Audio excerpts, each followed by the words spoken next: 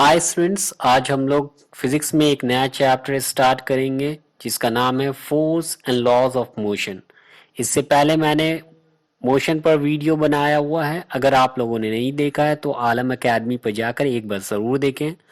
कई सारे स्टूडेंट्स ने मुझसे कहा कि सर आप हिंदी में भी बताएं ताकि उससे और आसानी से हम लोग समझ सकें। इसीलिए आज मैंने इस चैप्टर को हिंदी में डिफाइन किया है इस वीडियो में।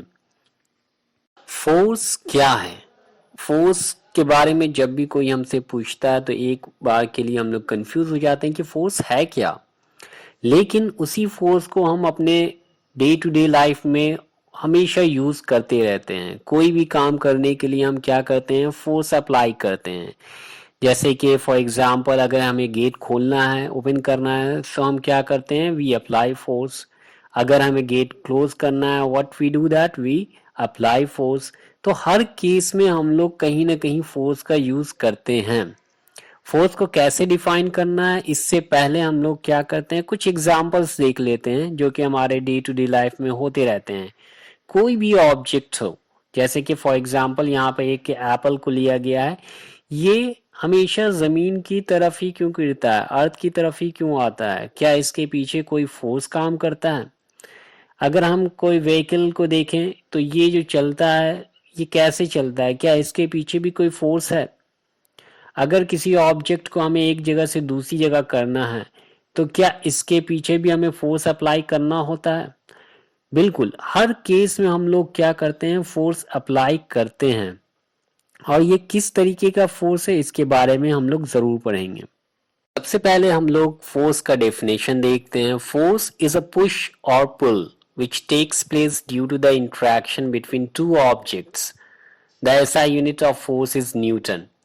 अब यहाँ पर फोर्स इज अ पुश और पुल, हम क्या देखते हैं, कोई भी काम जब हम घर पे करते हैं, कहीं भी करते हैं, तो उसमें हम दो चीज अप्लाई करते हैं, पुश और पुल। फॉर एग्जाम्पल गेट को ओपन करना या क्लोज करना है तो उसमें आप क्या करते हैं, या तो आप गेट को पुल करते हैं या तो गेट को आप पुश करते हैं। अगर किसी चीज को उठाना है उसमें आप क्या करते हैं, पुल करते हैं, उसको उठाते हैं। किसी चीज को एक जगह से दूसरी जगह, किसी ऑब्जेक्ट को ले जाना है, उसमें आप क्या करते हैं, उस ऑब्जेक्ट पर पुश करते हैं। सो बेसिकली हम क्या कह सकते हैं कि फोर्स जो है वो क्या है, एक तरीके का पुश और पुल है। इससे पहले हम लोगों ने एग्जाम्पल लिया था कि जो एप्पल है वो अर्थ की तरफ ही क्यों गिरता है, तो इसके पीछे रीजन ये है कि the earth applies a force. Earth क्या करता है, एक फोर्स अप्लाई करता है किसी भी ऑब्जेक्ट पे, और किस डायरेक्शन में करता है, अपने सेंटर के डायरेक्शन में। That force is called gravitational force और ग्रेविटी। सो ये किस टाइप का फोर्स है, ये एक पुलिंग फोर्स है जिसके थ्रू क्या होता है, कोई भी ऑब्जेक्ट जो है वो अर्थ सरफेस की तरफ ही रिटर्न होकर आता है। दूसरा एग्जाम्पल हम लोग देख सकते हैं कि बच्चा जो है फुटबॉल को एक जगह से दूसरी जगह मूव करा रहा है। ये कैसे पॉसिबल है? ये पॉसिबल है फोर्स की वजह से। जब वो फोर्स, पुशिंग फोर्स अप्लाई करता है फुटबॉल पर, तब फुटबॉल एक जगह से दूसरी जगह मूव कर पाता है। बच्चों, क्या आप जानते हो फोर्स अप्लाई करने के बाद हम ऑब्जेक्ट में क्या क्या चेंजेस ला सकते हैं? पहला चेंज हम लोग ये कर सकते हैं कि उस ऑब्जेक्ट के स्टेट ऑफ मोशन में चेंज ला सकते हैं। स्टेट ऑफ मोशन क्या होता है? अगर कोई ऑब्जेक्ट में कोई स्पीड नहीं है, हम क्या कहेंगे, ऑब्जेक्ट रेस्ट में है। अगर कोई ऑब्जेक्ट में स्पीड है तो हम क्या कहेंगे, वो ऑब्जेक्ट मोशन में है। तो फोर्स अप्लाई करने के बाद या तो हम ऑब्जेक्ट को रेस्ट से मोशन में चेंज कर सकते हैं, या मोशन से हम उसको रेस्ट में भी ला सकते हैं। फोर्स अप्लाई करने के बाद हम लोग ऑब्जेक्ट के डायरेक्शन में भी चेंज ला सकते हैं। ये बहुत ही कॉमन चीज है जो हम लोग डेली बेसिस पे देखते हैं। जब आप क्रिकेट खेलते हैं, कोई बॉलर बॉल फेंकता है आपकी तरफ, आप क्या करते हैं, बैट से उस बॉल को दूसरे डायरेक्शन में फोर्स अप्लाई करके चेंज कर देते हैं। इसी तरीके से एग्जाम्पल हम लोग देख सकते हैं स्क्रीन पर कि कुछ बच्चे फुटबॉल खेल रहे हैं, वो क्या कर रहे हैं, फुटबॉल के डायरेक्शन को चेंज कर रहे हैं बाय अप्लाइंग फोर्स।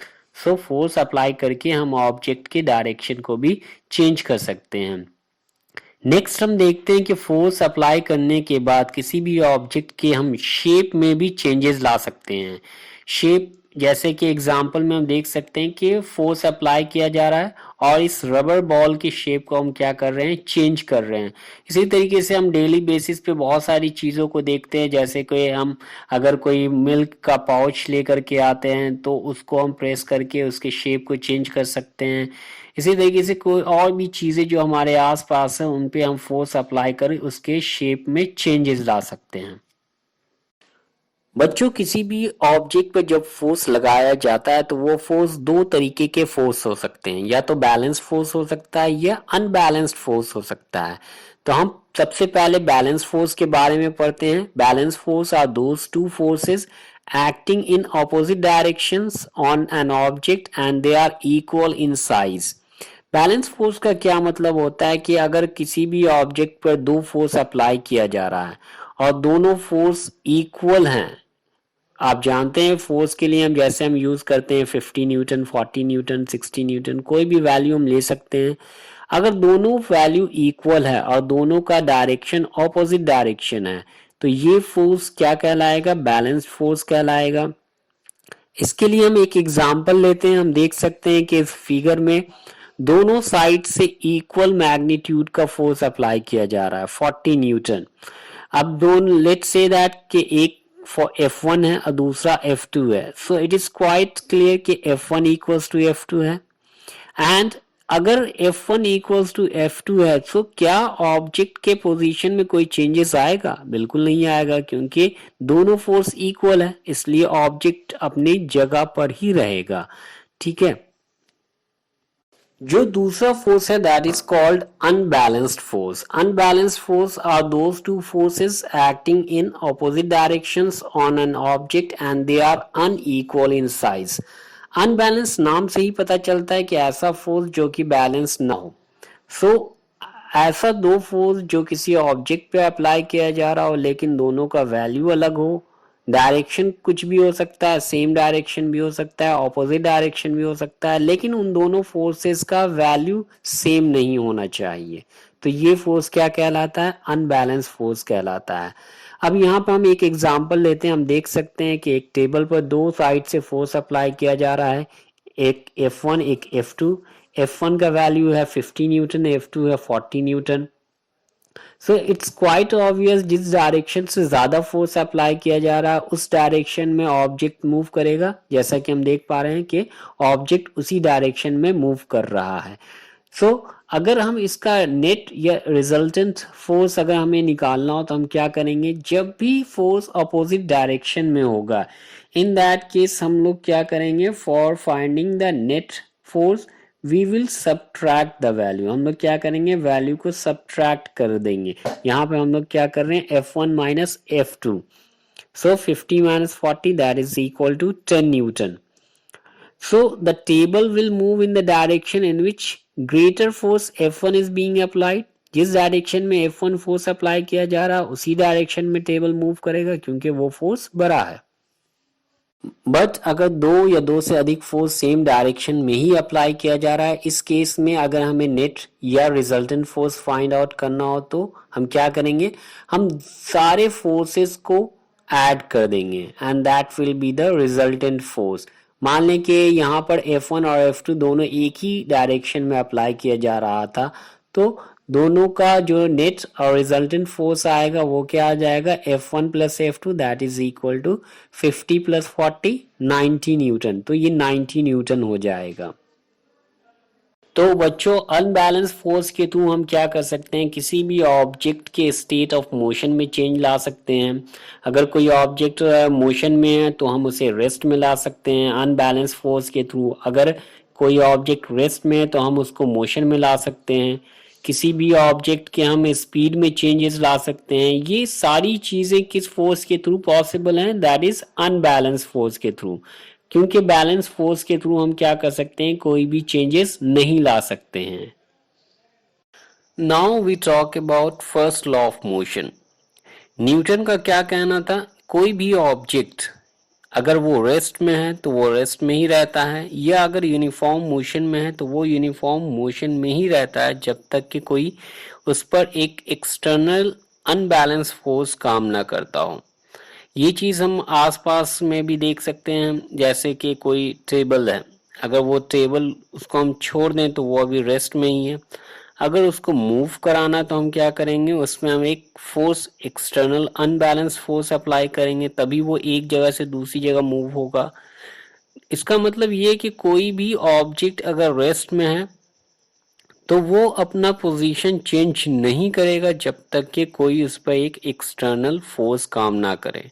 और वो फोर्स कैसा होना चाहिए, अनबैलेंस्ड होना चाहिए। बैलेंस होगा सो वो टेबल या कोई भी ऑब्जेक्ट जो है वो अपने प्लेस पे ही रहेगा, वो मूव नहीं करेगा। इसी लॉ को कहा गया है फर्स्ट लॉ ऑफ मोशन। अब इस लॉ को हम एक एग्जांपल से समझते हैं। हम देख सकते हैं कि एक कार है, वो कार क्या है, रेस्ट में है, कोई स्पीड नहीं उसमें। अब ये कार मोशन में कब आएगी, जब तक कि कोई इस पे एक एक्सटर्नल फोर्स अप्लाई ना किया जाए, तब तक ये मोशन में नहीं आएगी। इसका मतलब ये रेस्ट में ही रहेगी, कंटिन्यू रेस्ट में रहेगी। दूसरी तरफ एग्जांपल हम देख सकते हैं कि प्लैनेट्स जो हैं वो कॉन्स्टेंटली रिवॉल्व कर रहे हैं अराउंड द सन। अगर ये सन ना होता बीच में, जो कि एक ग्रेविटेशनल फोर्स अप्लाई करता है जिसकी वजह से ये प्लैनेट्स जो हैं वो एक सर्कुलर पाथ में मूव कर रहे हैं, अगर ये सन ना होता तो ये क्या होते, ये भी एक स्ट्रेट लाइन में मूव कर रहे होते और ये कॉन्स्टेंटली मूव करते ही रहते हैं जब तक कि उस पर कोई एक एक्सटर्नल फोर्स काम ना करे उन्हें रोकने के लिए। आप पूछ सकते हैं कि सर ऐसा है कि हम कोई और बॉल जब हम फेंकते हैं तो वो आगे जाकर रुक जाता है, उसे तो कंटिन्यू मोशन में रहना चाहिए था according to first law of motion. हाँ बिल्कुल, वो उसे रहना चाहिए था, लेकिन चूंकि यहाँ पर एक एक्सटर्नल फोर्स काम कर रहा होता है, जब बॉल जमीन पे जा रहा होता है तो उस पर क्या करता है, एक फोर्स काम कर रहा होता है। That force is frictional force, जिसकी वजह से वो बॉल आगे जाकर के रुक जाता है। या कोई ऑब्जेक्ट जब हम ऊपर उछालते हैं वो ऑब्जेक्ट फिर नीचे आ जाता है, उसे कॉन्स्टेंटली ऊपर जाते रहना चाहिए था। हाँ ये होना चाहिए था, लेकिन अगेन उस पे भी एक फोर्स काम कर रहा है, that is gravity, force of gravity, जिसकी वजह से वो क्या है, ऑब्जेक्ट ऊपर ना जा करके वो नीचे आ जाता है। वरना अगर ये फोर्स ना होता तो वो कंटिन्यू एक मोशन में ऊपर जाते रहता। न्यूटन के फर्स्ट लॉ से हमें ये पता चलता है कि कोई भी ऑब्जेक्ट जो है वो अपना स्टेट, चाहे वो रेस्ट में हो चाहे वो यूनिफॉर्म मोशन में हो, वो चेंज नहीं करना चाहता जब तक कि कोई उस पर एक एक्सटर्नल अनबैलेंस फोर्स काम ना करे। तो किसी भी ऑब्जेक्ट के इसी चीज को, जिसमें वो बिल्कुल रेजिस्ट करता है अपने पोजीशन को चेंज करने के लिए, इसी चीज को हम क्या कहते हैं, इनर्शिया कहते हैं। Inertia is the property of a body due to which it resists a change in its state of rest or of uniform motion। यानी कि कोई भी ऑब्जेक्ट अगर वो रेस्ट में है तो जब वो अपने आप तो वो रेस्ट से मोशन में नहीं जाएगा। वो कब जाएगा, जब उस पर एक एक्सटर्नल फोर्स काम किया जाए।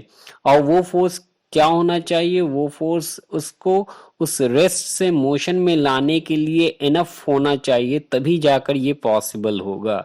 फॉर एग्जाम्पल, अगर आप किसी भारी टेबल पे हाथ लगाते हैं, ठीक है, और आप सोचते हैं कि हम उसे मूव करा दें, तो पॉसिबल है, नहीं पॉसिबल है। आपको क्या करना होगा, और ज्यादा फोर्स अप्लाई करना होगा, तब तक अप्लाई करना होगा जब तक कि उसमें मूवमेंट ना आ जाए। इसका मतलब ये है कि जो इनर्शिया है वो किस पे डिपेंड करता है, वो डिपेंड करता है ऑब्जेक्ट के मास पर। अगर ऑब्जेक्ट का मास ज्यादा है तो उसमें रेजिस्ट करने की कैपेसिटी भी ज्यादा होगी, उसकी इनर्शिया भी ज्यादा होगी। अगर मास कम है तो उसके रेजिस्ट करने की कैपेसिटी भी कम होगी, इट मींस इनर्शिया कम होगा।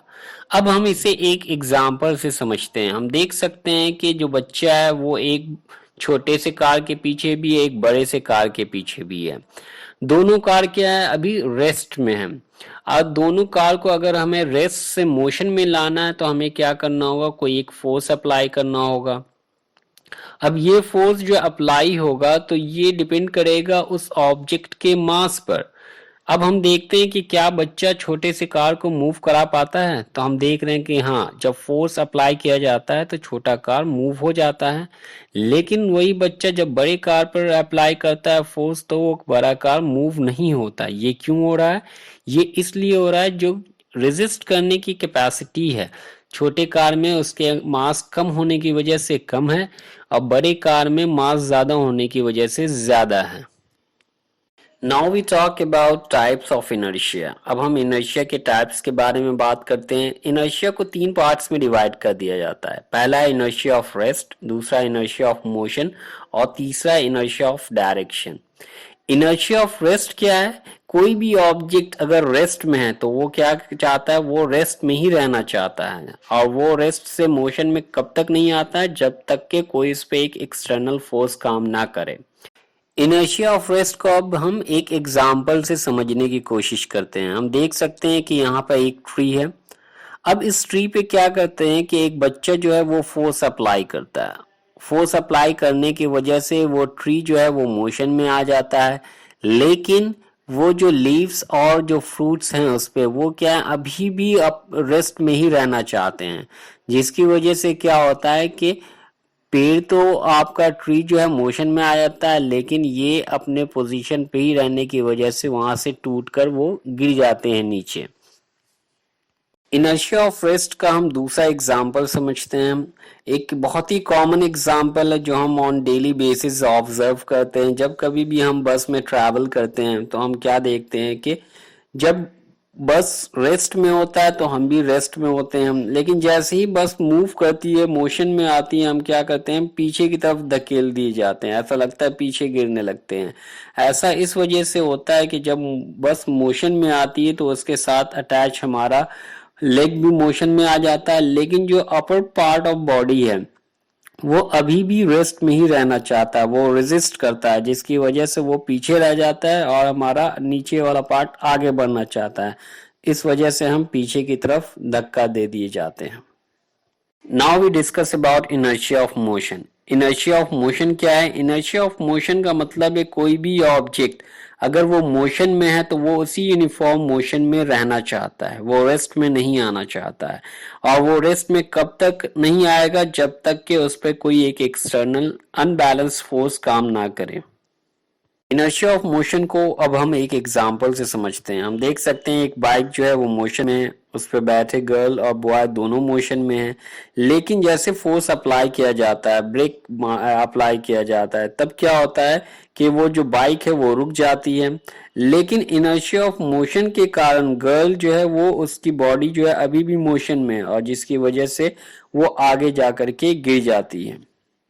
इनर्शिया ऑफ मोशन का दूसरा एग्जाम्पल हम ये भी ले सकते हैं। जब हम किसी भी व्हीकल में ट्रैवल कर रहे होते हैं तो व्हीकल जब मोशन में होता है तो हमारा बॉडी भी मोशन में होता है, लेकिन जब सडनली ब्रेक अप्लाई किया जाता है तो जो हमारा नीचे वाला पार्ट है वो रेस्ट में आ जाता है, लेकिन ऊपर वाला पार्ट जो है वो अभी भी मोशन में रहना चाहता है, जिसकी वजह से हम आगे एक फोर्स महसूस करते हैं और आगे हम एक धक्का महसूस करते हैं।